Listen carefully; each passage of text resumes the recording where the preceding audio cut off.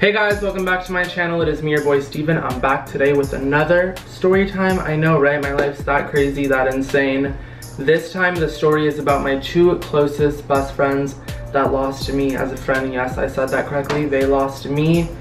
It's unfortunate for them. It's unfortunate for me too at the end of the day because, you know, I thought I had two friends that I could count on, but your actions speak louder than words, and that's all I really have to say. So everything happens for a reason. I'm not hurting, I'm not upset. Of course I was. It sucks to lose people in your life. When it's for the best, it's for the best. You just gotta take it in, let it go, move on, and my life's Gucci. So anyways, also if this is the first time you're ever watching one of my videos, don't forget to click the subscribe button and thumbs up.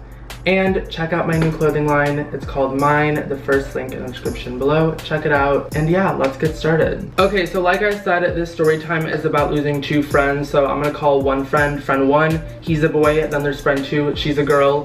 Friend one is from Europe, and friend two, she lives in LA. So just to give you a little, just so that you can follow the story better, I don't want you guys lost, you know? So the story begins, guys, actually when I was in Europe back in the end of last year. When I was in Europe, guys, and traveling with friend one and friend two, you can go back and look at my Turkey vlog.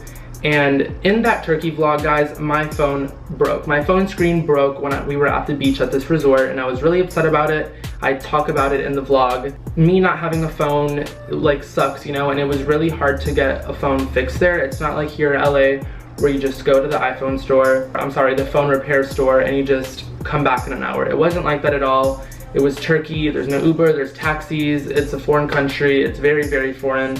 So it was hard to get my phone fixed, so I didn't have a phone for a few days, and in those few days, I would use my friend's phone, friend one, the guy that's from Europe, and I would use his phone and like log into my Snapchat and Instagram. And one of the nights, and it was this particular night, the first night that my phone broke, I forgot to log out of my Snapchat, which you would think is perfectly fine, you know? It's your friend, you shouldn't have to worry about logging out. You're not at the library, it's not a public computer. So I forgot to log out, and my friend, being the person that he is, or I should say ex-friend, but friend at the time, being the person that he is, the kind of person that he is, decided to be very malicious and messaged the guy that I was talking to at the time, and this boy like lives in LA, and just messaged him terrible, terrible things, saying Steven doesn't like you, he doesn't care about you, I think you're really hot, you should block Steven and stop talking to him. And I didn't find this out until I came back to LA and I saw the boy that I was seeing at the time, and he told me that he wanted to talk to me in person, and I was really nervous, and I was like, why? Like, what's going on? Is it because I was gone in like Europe for so long, or like what's going on? And basically we had lunch, and he told me what my friend did, and I was sitting there at the table just mind blown. Not really, I didn't care much about what he said and stuff. That didn't bother me. What bothered me most was that my friend, that is one older than me, has had boyfriends, and just being my friend, I couldn't believe he did that. My mind was blown, and I was like, holy crap, like, people will really switch up on you, and that just blows my mind that I went the rest of my trip in Europe not knowing that. That was really upsetting for me, and me being back in LA, I didn't want to say anything, because when someone does something like that, like literally that's years older than me, like 2 years older than me, I want to say, or 3 years older than me, like when someone does something like that, like what is there to say? Like, you clearly have a lot going on in your own life. It's pure jealousy, which is so sad, because it's like, there's not much to be jealous of me for. Like, I don't know, it's just sad, and I just had no words. Really, I was at a loss of words. There was nothing. I was back in LA, my life's gonna go on. I was still seeing the boy, and it didn't affect me to where I felt like I needed to do anything about it, because I was like, you're in Europe, and I'm just done. Like, I can't believe this. So I didn't unfollow him, I didn't tell him anything, I just left it as it was, and he definitely knew that I found out, because my life continued on with the boy, and he saw that I was very distant and very cold and was not my normal friend self to him. That was that. Now, onto this year, months later, comes May. May rolls around, and this friend one is in LA for Coachella, and he messages me, hey, I'm in LA, do you want to see me? And me being just lonely and like in my rut of life, I was like, yeah, let's go out. And he came over at night, I got ready, we didn't talk about what had happened, we never mentioned it, and we went out with, so it was me, friend one, and then we went out with a new boy that I was seeing at the time. It sounds like I talk to boys, but I really don't. So I was talking to a new boy, and that boy's friend, which is a girl.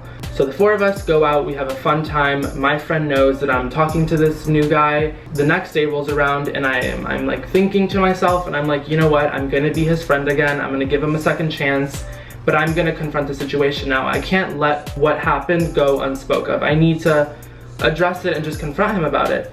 So I literally tell him this. I say, yo, I forgive you for whatever you pulled with this person, but if you ever try talking to or getting at a guy that I'm talking to again, I will cut you out of my life and never speak to you again. And he called me immediately and was like, yo, I'm so sorry, you know, that's not who I am.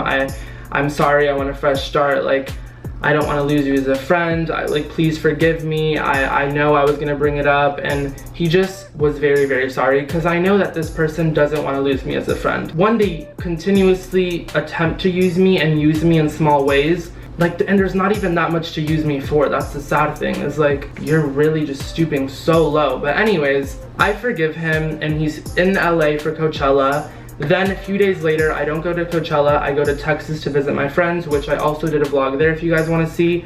And when I was in Texas, I found it completely just weird that I go on social media, guys, and I'm watching my stories, and I see my friend one, my friend two that lives in LA, and I see the boy that I was just talking to and his friend again at the club. So now I'm thinking to myself, why would my friend go to the club with the boy that I was talking to after I just forgave him for something he did to a boy that I was talking to? I just found it kind of weird, but in my mind I was like, you know what, it's totally cool, because friend two is my close friend. She lives in LA, we FaceTime every day, she's like very close friend. So if anything does happen, she would definitely have my back. And I told her, like, hey, this is a situation, and she agreed with me. Yeah, friend one can be very wild, so I definitely have your back, babe. So then I talked to them the next day after the club, and I'm still in Texas, like, visiting friends, and I'm like, hey, tell me, like, how did the club go? Tell me everything. You guys went to the club with the guy that I was just talking to. And they're like, oh my god, yeah, he's crazy, he's a bad person. They're both going on and on about the same thing, like telling me not to talk to him. He was talking bad about you. He's crazy, Steven. He's not a good guy. And I'm just thinking, okay, like, I had already cut this guy out. I had already seen that he didn't have the best intentions. He was also trying to use me. So I was just like, oh, okay, yeah, for sure. But I was just still kind of like, this is so sketchy, like really sketchy. So that happens, and friend one goes back home. Then my friends from Houston that I was visiting when he was at the club with the boy, those friends now come to visit me in LA. And I take them to the club that we always go to in LA. It's called Tiger Heat. I've talked about it before. It's an 18+ club in Hollywood. And I take them to Tiger Heat, and I see the boy that I was talking to's friend that went out with me and friend one, and then that went out with friend one and friend two without me. So I see her at the club, and she comes up to me and she goes, oh my god, did you know that this person was making out with your friend when you were in Texas?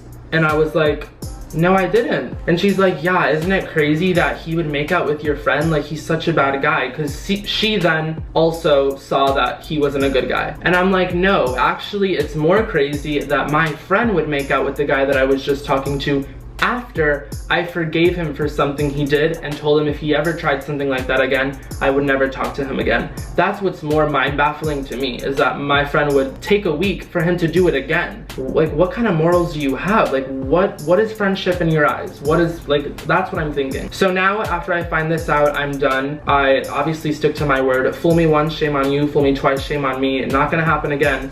So this time I unfollow him. I delete him, unfriend, you're done.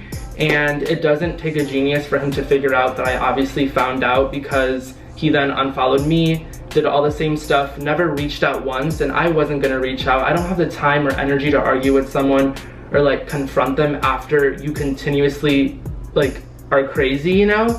So he then got the hint, and now I decide to take the information that I have and I decide to take it to friend 2, because she is supposed to be my real close friend, right? Like, she lives in LA, we hang out often, and she comes and sleeps over, and we traveled in Europe together, and we both agreed that our trip to Europe was crazy because of friend 1.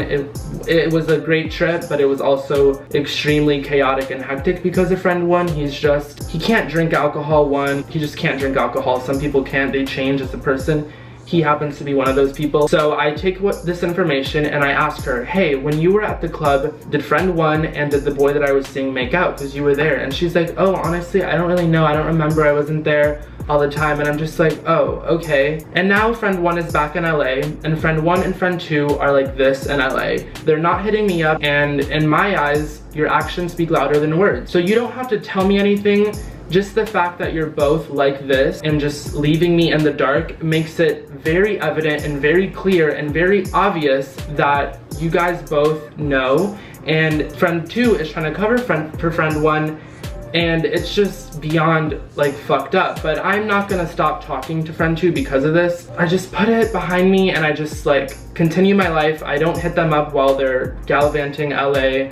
I just leave it, right? Then one day I go back onto social media, as I do, and I'm watching my stories, guys, my like Instagram stories, and I see friend 2, I see her story, and when I click the story, I cannot believe what I saw. I literally see, guys, a boomerang Instagram story video of her, friend 1, that has done me wrong multiple times. She knows about this. He also scarred my face in Turkey, threw a glass cup at my face. She knows all of this. And then the story has, so friend 1, friend 2, and then it has the boy that I was talking to months ago that friend 1 tried to ruin what we had. We weren't even official, we were just talking, all 3 of them in a story together. I just couldn't believe that my friend, being 23, 22, however old she is, I couldn't believe that she would do something so low and just mean and evil. If I posted a story with her ex-best friend